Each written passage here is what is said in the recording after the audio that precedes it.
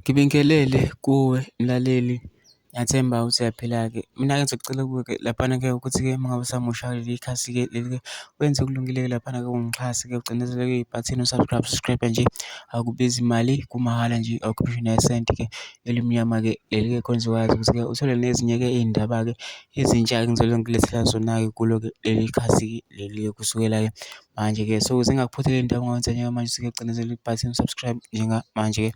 Udaba engilethele lona-ke namhlanje-ke lana ngilethe-ke ividiyo-ke yomunye umuntu-ke oyilunga oyimemba-ke ye-M_K laphana-ke etshela-ke abantu be-M_K ukuthi kumele-ke benze njani-ke laphana-ke. Waveza-ke nokuningi-ke laphana-ke kodwa-ke ngingafuni ukuthi-ke mina-ke wakuzwa ngami. Kuphela nje into nje ngidedela-ke ividiyo-ke uzizwele wena-ke. Engizosicela laphana ukuthi-ke masizwile-ke le vidiyo lena ungene kuma-comment section-ke fusha umbono wakho-ke wena-ke laphana ukuthi ucabangani-ke ngalo-ke lolu daba-ke lolu-ke masiconsa nebhasi nje subscribe nje akubizi imali kumahhala nje ukhiphe nesenti-ke elimnyama-ke leli khona uzokwazi ukuthola nezinye iy'ndaba-ke ezintsha-ke nje engizobe kulethela zona-ke kulo-ke leli khasi-ke leli-ke. Nawe-ke le vidiyo-ke awuyithokozele.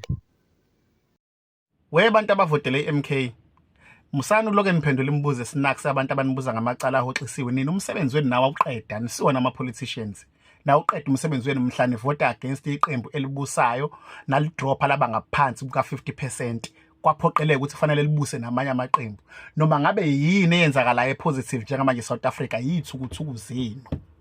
Labantu abanibuza imibuzo esinaki semayelana noma-chess nonkandla nani badinga ukuthi abasiyona iphathi yoshintsho, inina amaqhawe ase-South Africa.